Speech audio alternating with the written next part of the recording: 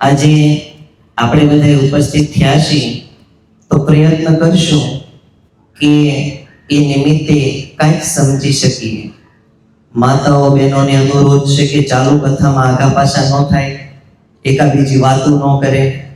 ચપ્પલ તમારા જ્યાં પડ્યા છે ને ત્યાં જ પડ્યા રહેશે, કોઈ નહીં લઈ જાય, ચિંતા ન કરતા.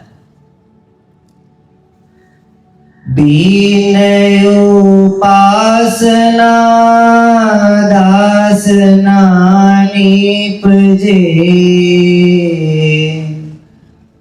દાસ વિનાયતિ હાસ નાહી, હાસ વિનાય વિકાસ ના પાઈએ, વિનય વિકાસ પર કાશ કાઈ. અનંત બ્રહ્માંડાધીશ, અનંત અંશોને તારણહાર, પરમ વિશેષ, પરમ દયાળુ, પરમ કૃપાળુ, દિવ્ય પરમ ગુરુ ભગવાન કરુણા સાગર અગાધ બોધ ગ્રંથના વિશે એમ કહે છે કે બિન ઉપાસના દાસ ના નીપજે, દાસ વિના અતિ હાસ નહીં, હાસ વિના અવિકાસ ન પાઈએ, બિન અવિકાસ પરકાશ કાહી. My dear loving devotees, listen to me carefully what I am saying to you. This is the time, this present time is yours. No past and no future. There are only present time is yours. પ્રેમી ભક્તજનો, આપણી પાસે ભૂતકાળ પણ નથી અને ભવિષ્યકાળ પણ નથી. જે કાંઈ આપણી પાસે હોય એ માત્રમાં માત્ર આ વર્તમાન સમય છે. અને આ વર્તમાન સમયની અંદર જો પરમ ગુરુનું નામ સ્મરણ ન કરી શક્યા તો કાંઈ ન કરી શક્યા. દયાળુ કહે છે કે બિન ઉપાસના દાસ ના નિપજે, વગર ઉપાસના કર્યા સિવાય દાસત્વ પણ બનતું નથી, દાસત્વ ભાવ આવતો નથી, દાસ બનાતું નથી. જેવી રીતે વાતુના વડાથી પેટ ભરાતું નથી, એવી જ રીતે જ્ઞાનની વાતો કરવાથી જ્ઞાની થવાતું નથી. જ્ઞાની તો એક બુદ્ધિનો વિષય છે. કથા તો કોઈ પણ કરી શકે છે, બુદ્ધિનો વિષય છે. કથા કોઈ પણ વ્યક્તિ કરી શકે છે, પણ એક્સપિરિયન્સ, અનુભવ માત્રમાં માત્ર જેની ઉપર પરમ ગુરુ ભગવાન કરુણા સાગરની દયા અને ગતિ છે એ જ કરી શકે છે. પૂજ્ય રઘુરામજી મહારાજ શ્રી જેવા તાપી નદીનો કાંઠો છે અને એ સાધુ, એને સાધુ કહેવાય. સાધુએ ધગધગતો ધૂણો ધગધખાયો એવો કે હાલમાં હજુ ધગધગશે એવો ને એવો. આનું નામ સાધુ કહેવાય. બીજા નંબરમાં પૂજ્ય અચરતબા. જુઓ તો ખરી આ સ્ત્રીની અંદર કેટલી તાકાત છે. આપણે એમ કહેવી છીએ કે સ્ત્રી કાંઈ ન કરી શકે, સ્ત્રી કંઈ ન કરી શકે, પણ જે સ્ત્રી કરી શકે ને એવું પુરુષ પણ ન કરી શકે. એટલી તાકાત છે આ જગત જનનીમાં. કોઈ પણ જન્મ દેવો હોય તો નર અને નારીની જરૂર પડે છે, પુરુષ અને પ્રકૃતિની જરૂર પડે છે, આવશ્યકતા છે. કારણ પરમ ગુરુ ભગવાન કરુણા સાગરે કોઈ એક પુરુષથી આ સૃષ્ટિની રચના નથી કરી, કોઈ એક સ્ત્રીથી આ સૃષ્ટિની રચના નથી કરી. બંને મળી અને આ સૃષ્ટિની રચના કરેલી છે. આ બાબત ક્યારે સમજમાં આવે કે જ્યારે આપણે ઉપાસના કરીએ ત્યારે. હવે ઉપાસનાની પરિભાષા શું થાય? વર્ષોથી ઉપાસના કરવી છે આપણે, વર્ષોથી સાધુ સંતોના માધ્યમ થકી, ભક્તજનોના માધ્યમ થકી ઉપાસનાનો જે કર્મ બંધાયો છે એ કરતા જ આવવીશી પણ ખ્યાલ નથી ઉપાસના એટલે શું. ઉપાસનાનો અર્થ થાય કે પ્રભુની પાસે જઈને બેસવું, એનું નામ ઉપાસના.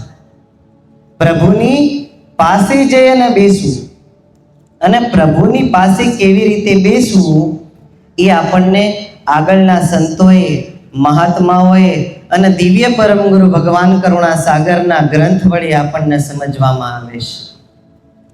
કોઈ પણ વસ્તુ ક્યારે સમજાય કે જ્યારે આપણે સમજવા માંગતા હોવી ત્યારે, ત્યાં સુધી સમજી શકાય નહીં. બિન ઉપાસના દાસ ન નિપજે. દાસ વ્યક્તિ ત્યારે જ બની શકે કે જ્યારે સંપૂર્ણ રૂપથી એનો અહમ નીચે પડી જાય. દાસ એ જ વ્યક્તિ બની શકે કે જેના હૃદયમાં લેશ માત્ર અભિમાન નથી, જેના હૃદયમાં માત્ર પ્રેમ છે, એ જ વ્યક્તિ દાસ બની શકે છે. બાકી દાસ બની શકાય નહીં. એટલે લાગ્યું છે કે ભાઈ નારણ દાસ. આ દાસ કોને લાગે? બધાને નથી લાગતો. અધિકારી હોય ને એને જ લાગે. એટલે કીધું છે કે ભાઈ અનઅધિકારી કારજ સરે નહીં. અધિકારી હોય એને જ મળે, બીજા કોઈને મળતું નથી. જ્ઞાન સંપ્રદાયની અંદર બે પ્રકારની ઉપાસના છે. પહેલી જ ઉપાસના જેને બાહ્ય ઉપાસના કહેવાય છે, અને બીજી આંતરિક ઉપાસના. આ બે જ ઉપાસના સંપૂર્ણ જ્ઞાન સંપ્રદાયના અનુયાયી તેમજ સાધુ સંત અને મહંતો અનુસરીને આજ સુધી ચાલ્યા જ કરે છે અને ચાલ્યા આવે છે, ચાલ્યા કરે છે, ચાલશે. આ બે ઉપાસના કયા પ્રકારની છે અને બે ઉપાસનામાં શું થાય? પહેલી જે ઉપાસના છે એને બાહ્ય ઉપાસના કહેવાય. પૂજ્ય અચરજબાના પદો, પૂજ્ય નરવેદ સાગર મહારાજ શ્રીના પદો, દિવ્ય પરમ ગુરુ ભગવાન કરુણા સાગરના પદો, પ્રાતઃકાળ મંગળ આરતી, શણગાર આરતી, સ્તુતિ, વંદના, પ્રભાત પદ, મંગળ પદ, આ જે કાંઈ છે, ગુરુ અષ્ટક, ગુરુ મહિમા, પરિક્રમા, આ પ્રાતઃકાળ ઉપાસના. આને બાહ્ય ઉપાસના કહેવાય. પછી જે સાયંકાળ ઉપાસના રહી એ દોહાથી ચાલુ થાય. અવિનાશી પદ, ઘોડી પદ, સંધ્યા સાખી, સંધ્યા આરતી, સ્તુતિ, વંદના, જય વિધિ અને પૂર્ણ આરતી, આ સાયંકાળ ઉપાસના છે. આ બાહ્ય ઉપાસના કરવાથી 83,99,999 ઘાટ જે ભોગવતા તમારા મન, બુદ્ધિ, અહંકાર અને ચિત્તની અંદર જે કર્મના થર જામી ગયા છે, એ કર્મના થરને નષ્ટ કરી શકાય, પણ આપનપુ અને પતિપદને સમજી શકાય નહીં. આપનપુ અને પતિપદને સમજવું હોય તો એની માટે દિવ્ય પરમ ગુરુ ભગવાન કરુણા સાગરે આંતરિક ઉપાસના બતાવી છે. જે આંતરિક ઉપાસના રઘુરામ મહારાજ શ્રીએ કરી, જે આંતરિક ઉપાસના પૂજ્ય અચરતબાએ કરી, જે આંતરિક ઉપાસના પરમ પૂજ્ય સુખાનંદજી મહારાજ શ્રીએ કરી, જે આંતરિક ઉપાસના ઘણા સંપ્રદાયના સાધુએ કરી, એ આંતરિક ઉપાસના કેવી? તો અચરતબા બતાવે છે કે ઓમ પ્રથમ અન્ન જલ તજ ત્રિય માસ તપકીન જપે અમર નિજ જાપકુ લીએ પરમ ગુરુજી. પૂજ્ય અચરતબા એમ કે છે કે મેં તો સર્વપ્રથમ અન્ન જળનો ત્યાગ કરી અને 3 મહિના સુધી તપસ્યા કરી. પૂજ્ય અચરતબા કહે છે, કોઈ હું નથી કહેતો. ઓમ પ્રથમ અન્ન જલ તજ ત્રિય માસ તપકીન જપે અમર નિજ જાપકુ લીએ પરમ ગુરુજી. અચરતબાને 3 મહિના સુધી અન્ન જળનો ત્યાગ કરી અને ઓરડામાં બંધ થવાની શા જરૂર પડી? મહાન તપસ્વી રઘુરામજી મહારાજ શ્રી એવા તપસ્વી આ પૃથ્વી ઉપર હાલના 2026 ની અંદર થવા બહુ મુશ્કેલ છે. કારણ કે કોઈ પણ વ્યક્તિ સાધુ હોય કે સંત હોય, ભગવતીજન હોય કે ભગત હોય, એક આસને 48 મિનિટ બેસી એકતા નથી, તો એક જ આસને 12 વરહ બેહવું આ કોઈ નાની માના ખેલ નથી. ભક્તિ કરે પાતાલ में પ્રગટે હોય આકાશ, દાબી દૂબી ના રહે કસ્તુરી કી બાશ. આવા સંતો છે, પૂર્વના ભાગ્ય લઈને આવેલા હોય છે, એટલા આવા સંત નિપજે છે. પરાણે બનવા જો જાવીને તો પછી અવાડાના ડાટા કાઢે ને એવા જ સંત થાય. પરાણે જો કોઈને સંત બનાવવામાં આવે ને તો એ પછી અવાડાના ડાટા જ કાઢે. એટલે પરાણે ભક્તિ ન થાય. સંતો કહી ગયા છે, પ્રેમ બિના પાવે નહીં, ભલે હુનર કરો હજાર. પ્રેમ બિના પાવે નહીં, ભલે હુનર કરો હજાર. કહે પ્રીતમ પ્રેમ બિના નહીં મિલે કૈવલ ધામ. કે છે પ્રેમ વગર કૈવલ ધામના દર્શન થશે નહીં. ભક્તિની અંદર એવી બધી શક્તિ છે કે કોઈ વ્યક્તિ પતાળની અંદર કરતો હોય ને તો આકાશમાં પ્રગટ થાય. કોઈ વ્યક્તિ ભક્તિ પતાળમાં કરતો હોય તો એ આકાશમાં પ્રગટ થાય છે. દાબી દૂબી ના રહે કસ્તુરી કી બાશ. કસ્તુરી મૃગની નાભીમાં હોય છે. એની સુગંધ એટલી બધી સ્ટ્રોંગ હોય છે, એટલી બધી પાવરફુલ હોય છે કે આખા જંગલની અંદર સુગંધ આવે છે. પણ હરણ ગોતે છે કે સુગંધ આવે છે ક્યાંથી?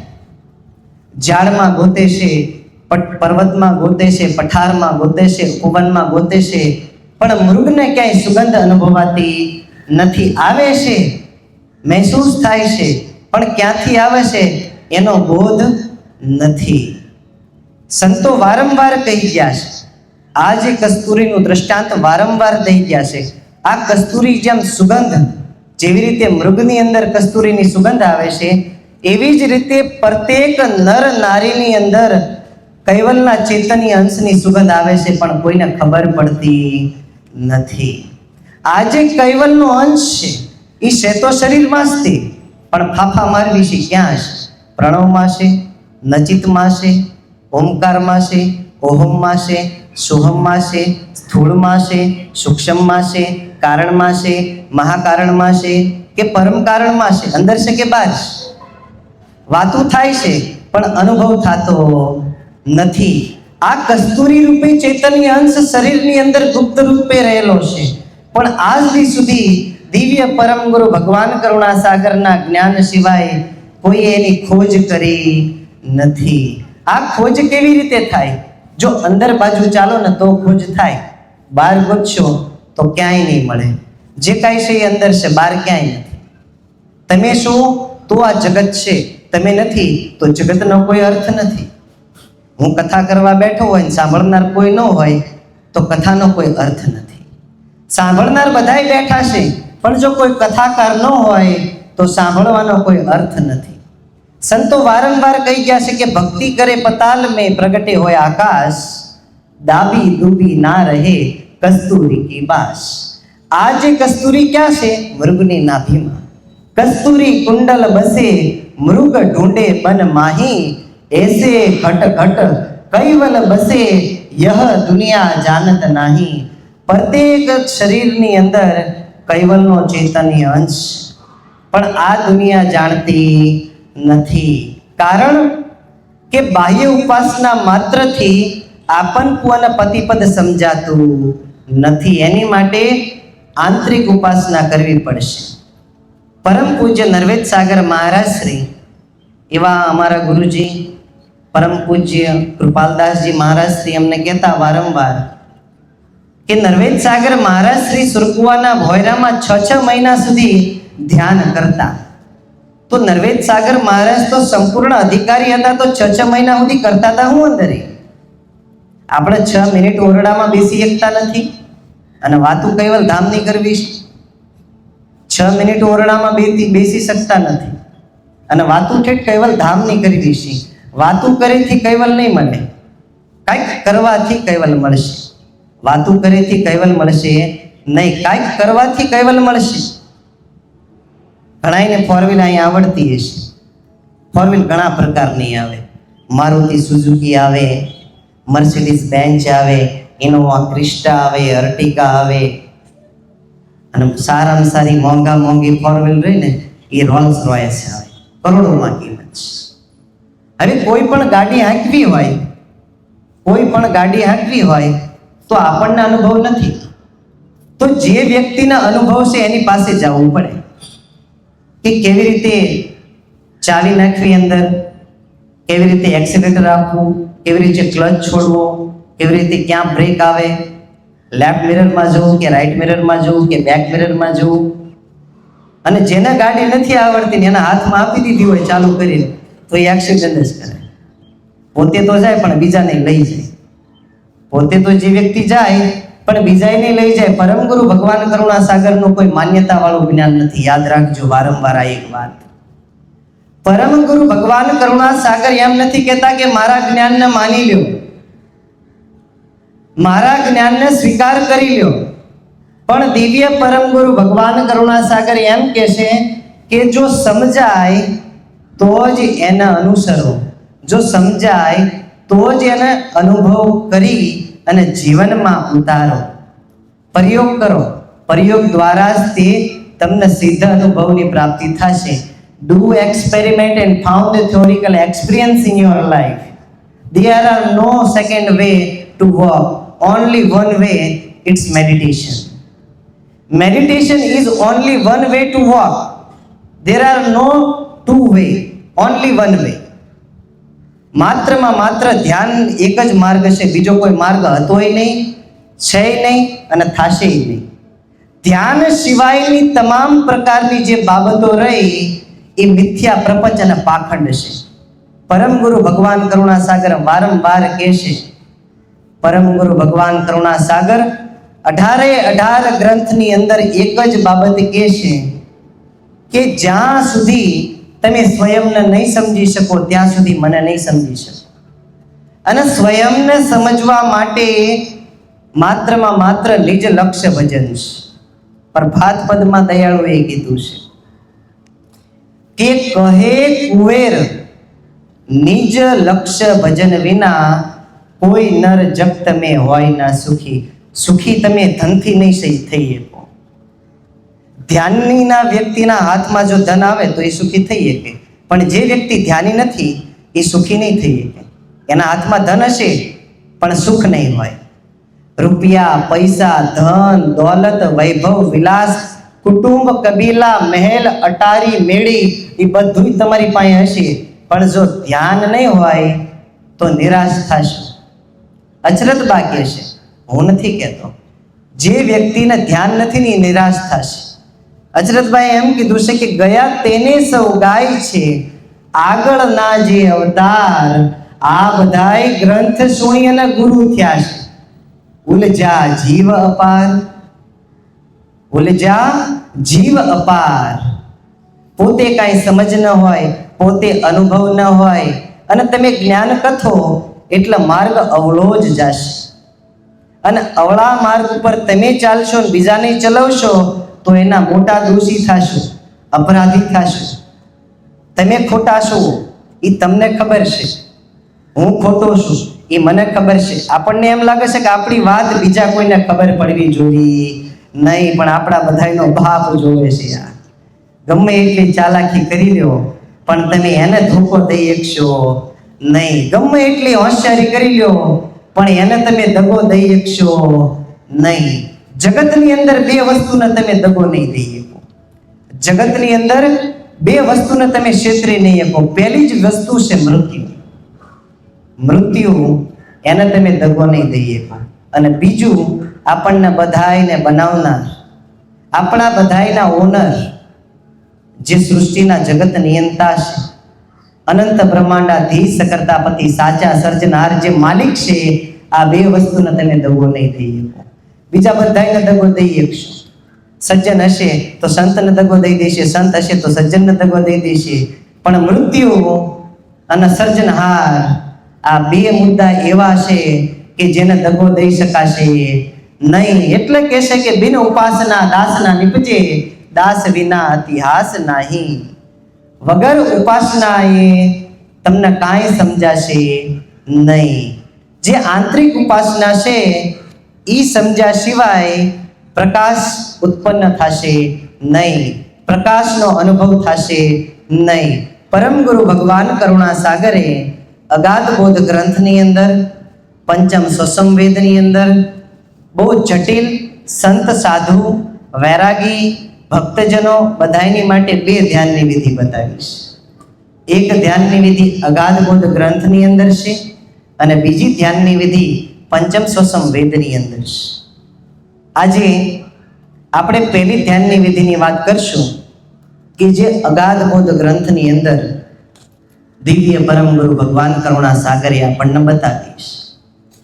પહેલી જ ધ્યાનની વિધિ છે એને કરવા માટે સર્વપ્રથમ તો તમારા શરીરની અંદર શાંતિ હોવી જરૂરી છે. આ જે પહેલી ધ્યાનની વિધિ છે એની માટે તમારું શરીર સંપૂર્ણ શાંત હોવું જરૂરી છે.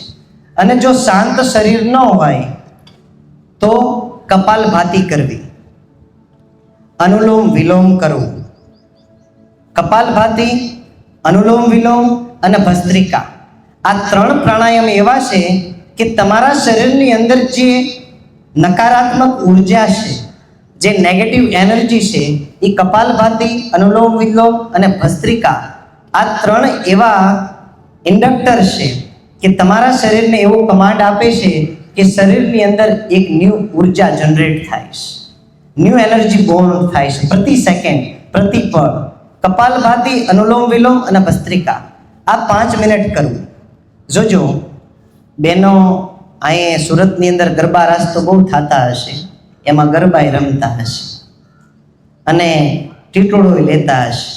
અડધી કલાક ગરબા રમતા રમતા ટીટોળો લેતા શરીર થાકે. શરીર થાકે એટલે મન પણ થાકે, અને મન થાકે એટલે કોઈ પણ પ્રકારની ઈચ્છા, અપેક્ષા કે આશા કરતું નથી. યાદ રાખજો, તમારા જીવનની અંદર દુઃખ અને સુખ આ 3 વસ્તુથી જ આવે છે. ઈચ્છા, અપેક્ષા અને આશા. આ 3 દુઃખનાય કારણ છે અને સુખનાય કારણ છે. ઈચ્છા, અપેક્ષા અને આશા કરવા વાળું મન, શરીર થાકી જાય ને એટલે મન પણ થાકી જાય. પહેલો જ મુદ્દો છે કે શરીરને શાંત કરવું. હવે એ પછી તમે નૃત્ય કરો તો પણ ભલે અને મંત્ર જાપ કરો તો પણ ભલે, મૂળ શરીરને થકવાડવું જરૂરી છે. શરીર જો નહીં થાકે તો શરીરની અંદર જે નકારાત્મક ઉર્જા છે એ રિલીઝ થશે નહીં અને ન્યૂ એનર્જી બોર્ન થશે.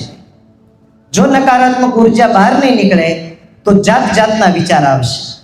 બેઠા હશું મંદિરમાં પણ વિચાર એવો આવશે કે ઘરે પૈસા પડ્યા છે, એ છોકરો લઈ તો નહીં જાય ને, બોલો હાર કબાટમાં મૂક્યો છે, એ બહુ પહેરી તો બહાર નહીં વહી જાય ને. આવા બધા વિચારો આવે. એનું કારણ કેવું છે કે શરીરની અંદર જે નકારાત્મક ઉર્જા છે એ તમને આવા વિચારો લાવે છે. પણ સકારાત્મક ઉર્જા, જે ન્યૂ એનર્જી છે, એ તમને સારા વિચારો લાવે અને એ તમને એમ કે ઘરે જે થવાનું હોય થાય, ભલે થાય, ધ્યાનમાં બેસવું છે. પહેલું જ તે પગથિયું છે કે શરીરને શાંત કરી અને બેસવું. કારણ આપણે તિલક કરવી છે. ભાલ તિલક ભવતનકુ વેદે અણી અગ્ર કાલજ ક્રમ છે. ભાલ તિલકનો ઉપરનો જે ભાગ રહ્યો ને અણી આવ્યો છે, સંકીર્ણતમ સંકીર્ણ સૂક્ષ્મ ભાગ છે, અને નીચેનો જે ભાગ રહ્યો એ જાડો છે. નીચેનો ભાગનો જાડાનો અર્થ છે કે જે અહંકાર ગણમાંથી 5 તત્વ, 5 માત્રા અને અહંકાર ગણ પોતે, રજોગુણની 10 આકાંક્ષા અને રજોગુણ, આ 22 તત્વની અંદર જાડાઈથી જે ચૈતન્ય અંશની જાણ ઉતરી અને દેહ સ્વરૂપે થઈ ગઈ છે, એને પાછી ઉલટ ચડાવવા માટે આ પ્રયોગ અતિ આવશ્યક છે. મંત્ર, જે અમર મંત્ર, જે આપણને પરંપરાગત મળ્યો છે, દિવ્ય પરમ ગુરુ ભગવાન કરુણા સાગર દ્વારા આપણને જે અમર મંત્ર મળ્યો છે, એ અમર મંત્રને 48 મિનિટ ભક્તોએ જાપ જપવા કહે છે. 2 ઘડીનું ભજન એમને આપ્યું છે અને 6 ઘડીનું ભજન સંતોને આપ્યું છે. સવાર, બપોર ને સાંજ. આ તો એક સમય કરે ને તા તો એને બાટલા ચડાવવા પડે. બોલો અત્યારના સમયમાં એક સમય જો 6 ઘડી બેસી જાય ને તો એ વ્યક્તિને બાટલા ચડાવવા પડે. પહેલાના સંતો આવું કરતા, પણ હવે બહુ ઓછું જોવા મળે છે.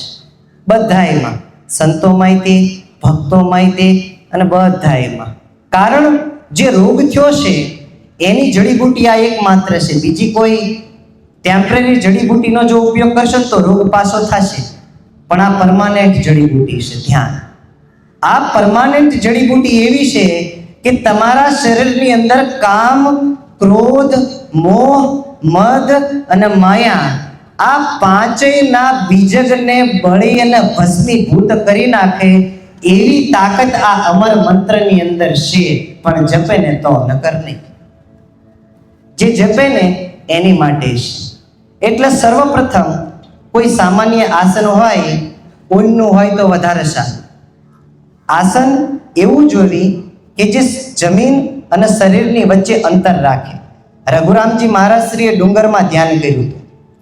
પરમહંસ સુખાનંદજી મહારાજ પણ હિમાલયમાં વયા ગયા હતા. કારણ what is the reason they are goes to Himalayan?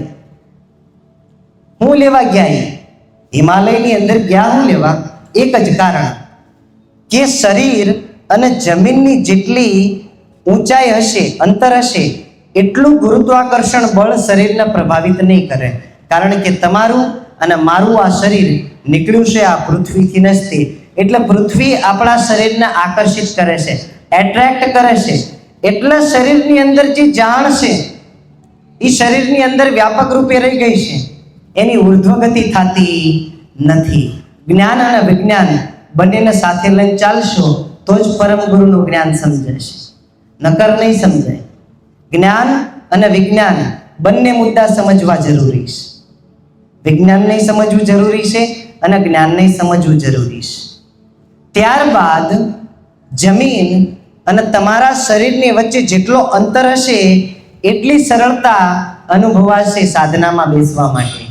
આ સાધના સાધતા સાધતા પહેલું જ પગથિયું છે સાધક.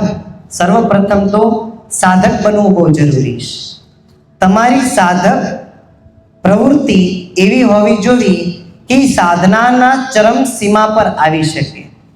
કોઈ પણ નર હોય કે નારી, સર્વપ્રથમ આ અમર મંત્રના જાપ 48 મિનિટ 720 અમર મંત્રના જાપ જપે તો એના રોમે રોમ અને રગે રગમાંથી ઉર્જા રહી એ પ્રવેશ કરે. જે સકારાત્મક ઉર્જા છે ને એ પ્રવેશ કરે, નકારાત્મક ઉર્જા બહાર નીકળે. આ 48 મિનિટ બેસવાથી શરીર સંપૂર્ણ હલકું થઈ જાય, વેટલેસ થઈ જાય. એટલે મહાન દાર્શનિકોએ કીધું છે કે you are weightless, you are shapeless, you are formless, you are thoughtless, you are like a water. ચૈતન્ય અંશ જે ઘાટ હોય એ ઘાટ જેવો જ થઈ જાય છે. એનો કોઈ આકાર નથી, એનો કોઈ રંગ નથી, એનો કોઈ રૂપ નથી, એનો કોઈ સ્વાદ નથી. કારણ કે જો એનો રૂપ, રંગ અને સ્વાદ હોય તો એ કર્તાના કૃતની અંદર આવી જાય. બાકી ચૈતન્ય અંશ રહ્યો એ કર્તાનો સજાતીય છે, એટલે એને કોઈ કાળ, સમય લાગતો નથી. આ જે ચૈતન્ય રહ્યો એ કેવો હશે? પ્રતિબિંબ. દયાળુએ આપણને મંગલ પદમાં કીધું છે. શું કીધું છે? કે રવિચંદ્ર દ્રષ્ટાંતને જોઈ પ્રતિબિંબ ભંડિતા, નિરપાત્ર ઉભય વિલસાય જ્યોતિ નહીં ખંડિતા. અગાસી હોય, ટેરેસ હોય, ધાબુ હોય, ત્યાં ગાગર ભરીને મેકો, પાણીનો લોટો ભરીને મેકો, કળશ ભરીને મેકો કે આખું ધાબુ ભરીને મેકો. સૂરજ દિવસનો સમય હોય તો ગ્લાસ જેવો દેખાય, કળશ જેવો દેખાય, તગારા જેવો દેખાય, ધાબા જેવો દેખાય. પણ સૂરજ તો એનો એ જ છે અને ત્યાંનો ત્યાં જ છે. એટલે પાછા આવ્યા ને જ્યાં હતા ત્યાં. 84 के जन्म मरण में कैसे युगन युगन वही जाए, इतना कष्ट सहो फिर भी क्यों न मिलो आए. આ 84 લાખ પ્રકારના ઘાટોમાં ફરતા ફરતા યુગોના યુગો વી ગયા. આટલું આટલું કષ્ટ સહન કર્યું પણ છતાંય હજુ આપણને સંસાર વાલો જ લાગે છે. આ સંસાર જેને વાલો લાગે ને એની માટે જ્ઞાન સંપ્રદાય નથી.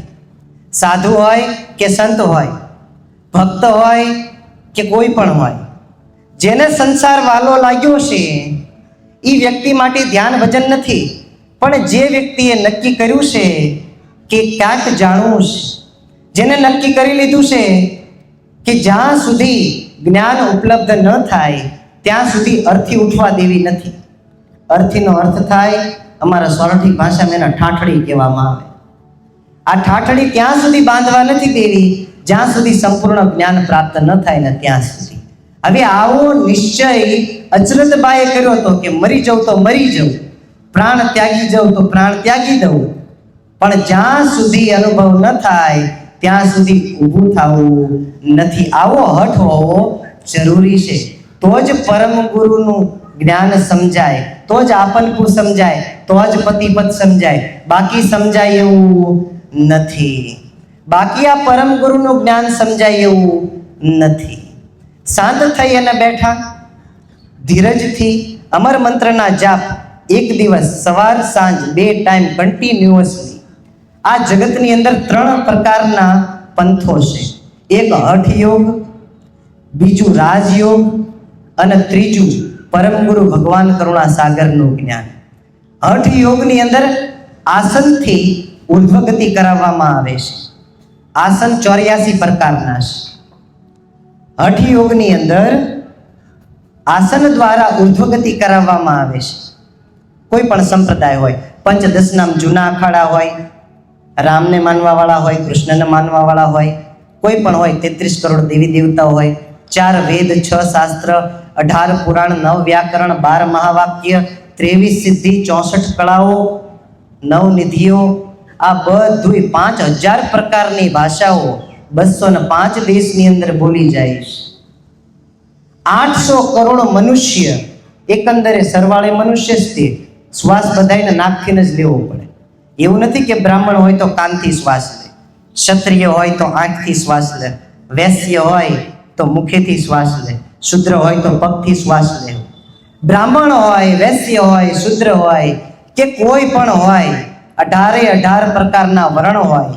આખા ભારત દેશની અંદર નહીં પણ 205 દેશની અંદર 800 કરોડ મનુષ્યની અંદર જો કોઈ પણને દિવ્ય પરમ ગુરુ ભગવાન કરુણા સાગરનું જ્ઞાન સમજવું હોય તો શરૂઆત તો આ શરીરથી જ કરવી પડશે.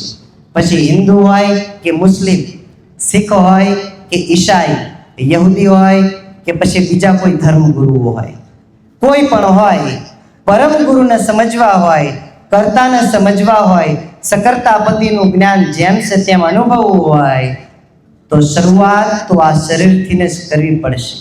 Inner peace of mind, beginning of our meditation. આપણું જે ધ્યાન રહ્યું એ અંદરથી જ ચાલુ થાય છે, બહારથી કોઈ દિવસ ચાલુ થયું નથી, થશે નહીં અને થતુંય નથી. આ જે ધ્યાન રહ્યું એ સર્વપ્રથમ સાધક સાધના કરે, એકને એક જગ્યાએ બેહી અને શરીરને તપવે. પાઠા પડી જાય હો સંતોને બેઠા બેઠા. આપણે તો શરીરને કેટલા સાચવીએ છીએ, પણ એકને એક જગ્યાએ બેસવીને તો શરીરમાં ભાઠા પડી જાય. આ કોઈ સામાન્ય વસ્તુ નથી, આ સામાન્ય વસ્તુ નથી. નરવેદ સાગર મહારાજ શ્રી પરમ ગુરુ ભગવાન કરુણા સાગર કેવા કેવા શબ્દો કીધેલા છે કે ભક્તિ અનિન મણી ચોટડે પડી મેદાન દર્શાય, અનેક જીવ હેર અઠ ગયે કો વીર લે લીની ઉઠાય. કોક વિરલાએ જ આને પકડી છે, કોક વિરલાએ જ આને ઉપાડી શક્યા છે. એટલે સાધના અમર મંત્રનો જે જાપ છે, સ્ત્રી હોય કે પુરુષ. હવે અહીં એક પ્રશ્ન થાય કે જે કાનથી બેરો છે એ પરમ ગુરુનું ભજન કરીએ કે ખરો? જે આંખથી આંધળો છે એ પરમ ગુરુનું ભજન કરી શકે ખરી? જે મુખેથી મૂંગો છે એ પરમ ગુરુનું ભજન કરી શકે ખરી? જે પગથી લંગડો છે એ પરમ ગુરુનું ભજન કરી શકે ખરી? જે હાથથી લૂલો છે, 8 અંગ જેના વાંકા છે એ પરમ ગુરુનું ભજન કરી શકે? હા, એ પરમ ગુરુનું ભજન કરી શકે. એવું પરમ ગુરુનું જ્ઞાન છે. પંચમ સ્વસમ વેદની અંદર ઉપપ્રકરણ 12માં વિધિ બતાવી છે કે જે આંખે આંધળો હોય, કાને બેરો હોય, મુખેથી મૂંગો હોય, પગેથી લંગડો હોય, 8 અંગ ભલે જેના વાંકા હોય કે ખંડિત હોય એ પરમ ગુરુનું ભજન કરી શકે છે. એની વિધિ બતાવી છે દયાળુ. સર્વપ્રથમ આ સાધના વડે આસન એવું તપવવું કે એના આસનથી એક ઉષ્મ ઉર્જાનો સંચાર થાય. એક ઉષ્મ ઉર્જાનો સંચાર થાય. અમેરિકાની અંદર એક એવી ન્યૂ ટેકનિક એડવાન્સ લાગુ પડી ગઈ છે જેને ક્રિયોન કેમેરોગ્રાફી કહેવામાં આવે છે, ક્રિયોન ફોટોગ્રાફી કહેવામાં આવે છે.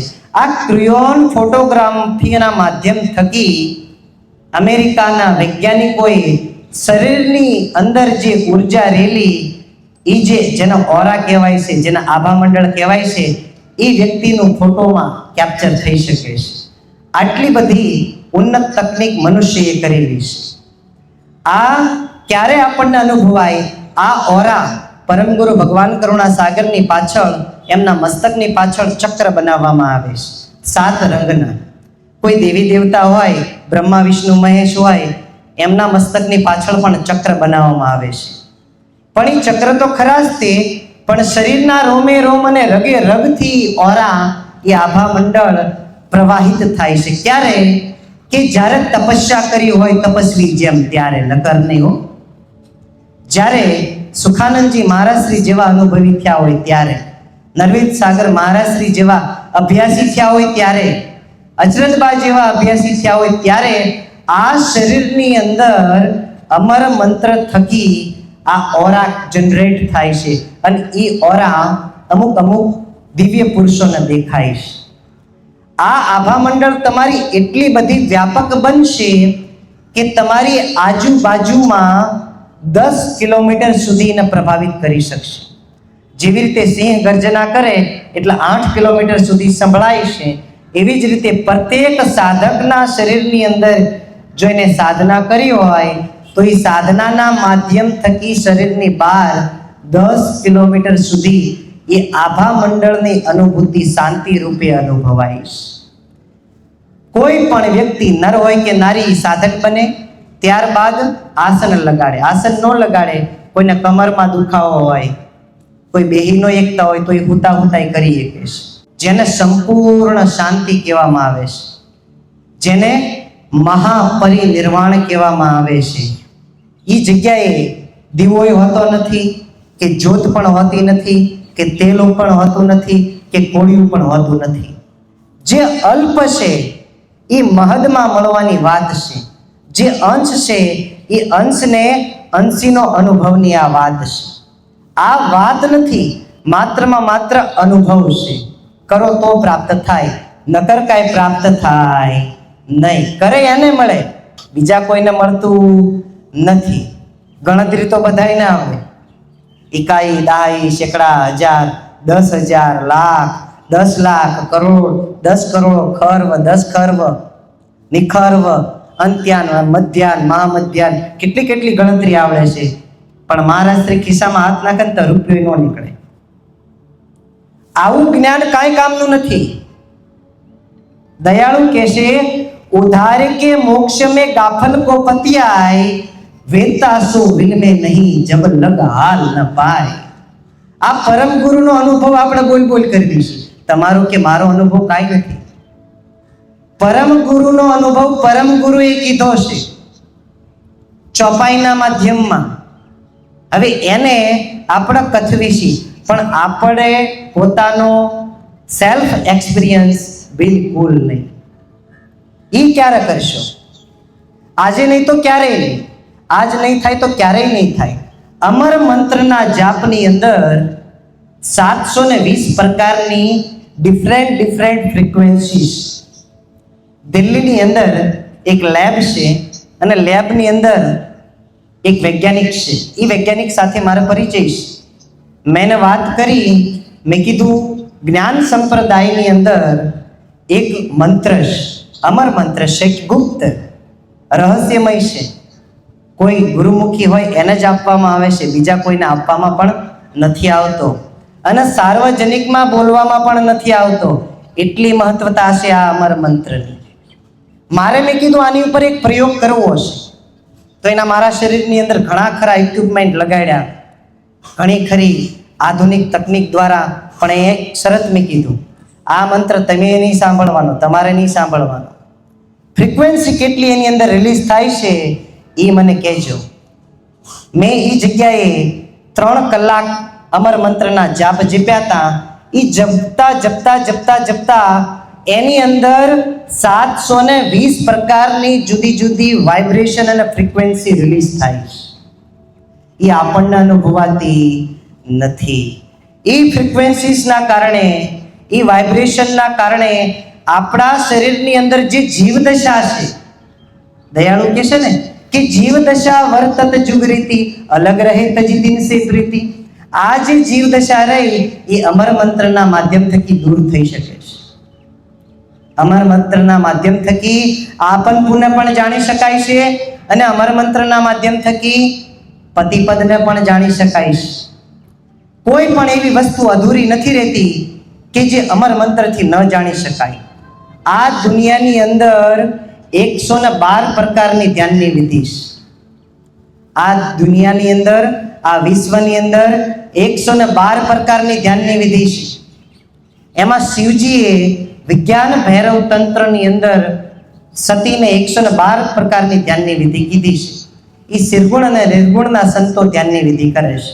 પણ પરમ ગુરુએ જે આપણને 2 ધ્યાનની વિધિ બતાવી એ હાવ સરળ, સહજ અને હાવ એટલે હાવ આનંદપૂર્વક થાય એવી છે. બીજી વિધિઓ જટિલ છે ઘણી બધી, પણ આ જે મંત્ર જાપની વિધિ રહી, પહેલું જ પગથિયું છે કે સાધક બનવું જરૂરી છે. સાધક બનશો એટલે સાધના કરી શકશો. સાધના કરી શકશો એટલે તમારી સાધના સાધ્ય થશે. અને જ્યારે તમારી સાધના સાધ્ય થાય એટલે આસનમાં કેવી રીતે બેસવું, કેટલો સમય બેસવું, મનમાં ચંચળતા ન આવે, મનની વિશેષ ગતિ ન થાય, એવી સિદ્ધિ તમને પ્રાપ્ત થશે. અને જ્યારે સિદ્ધિ પ્રાપ્ત થાય ત્યારે તમે પરમ ફળની પ્રાપ્ત કરી શકશો. ત્યાં સુધી પ્રાપ્ત નહીં થાય. સર્વપ્રથમ પહેલું જ પગથિયું છે કે કોઈ પણ રીતે શરીરને શાંત કરવું.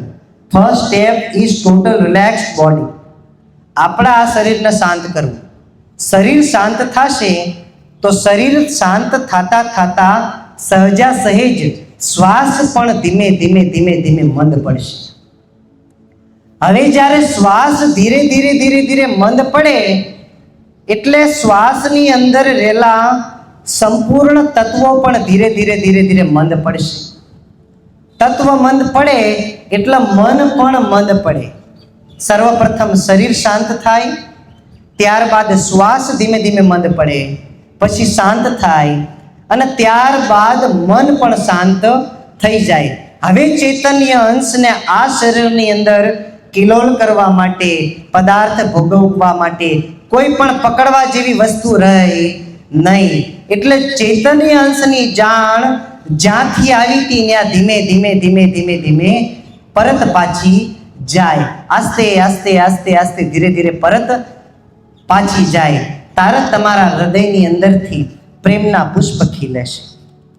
ત્યારે તમારા હૃદયની અંદરથી પ્રેમનો દીપક પ્રજ્વલિત થાય છે. આ અંતરની અનુભૂતિ છે, બહારની અનુભૂતિ નથી. આ જ્યારે અંતરથી તમને અનુભવ પ્રાપ્ત થાય એટલે દિવ્ય પરમ ગુરુ ભગવાન કરુણા સાગરની અંતરિક્ષ માર્ગથી તમને ગતિ મળે.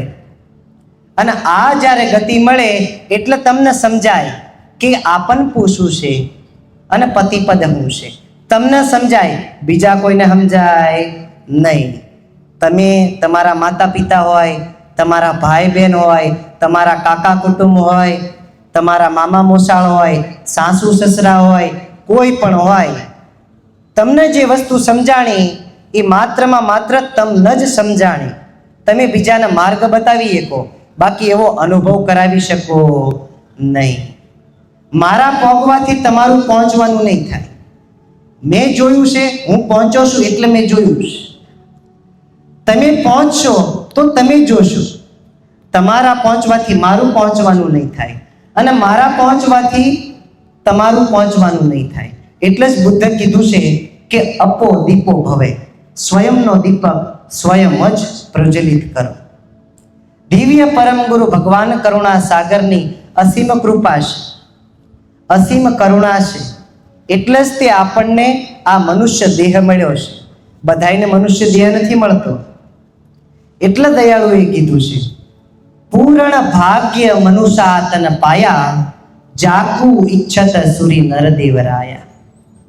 4 ખાણ 84 પેરી, ઘટ ઘટ ગર્ભ વાસના કેરી. વાસના બધાઈને છે. ધ્યાનના માર્ગ ઉપર ચાલવા માટે મુખ્ય રૂપથી 2 જ વસ્તુ નડે છે લોકોને. સાધુ હોય કે સંત હોય, ભક્ત હોય કે મુમુક્ષુ હોય, પહેલી નિંદ્રા નડે છે. પહેલી નિંદ્રા નડે છે અને બીજી ભૂખ નડે છે. કામ વાસના એટલી બધી પ્રબળ નથી કે જે વ્યક્તિને નડે. નર હોય કે નારી હોય, કામ વાસનાનો જે સમયગાળો રહ્યો એમાં બહુ અંતર છે. પણ આ જે ઊંઘનો અને ભૂખનો એનો કોઈ અંતર નથી. દિવસમાં 3 ટાઈમ તો જમવા જોવે જ તે. ગમે એવું કામ હોય, ગમે એવું કાર્ય પદ્ધતિ ચાલતી હોય અને ઊંઘ આવી હોય તો સૂઈ જવાનું. અમારે એક ભાવનગરમાં એક બાબા છે.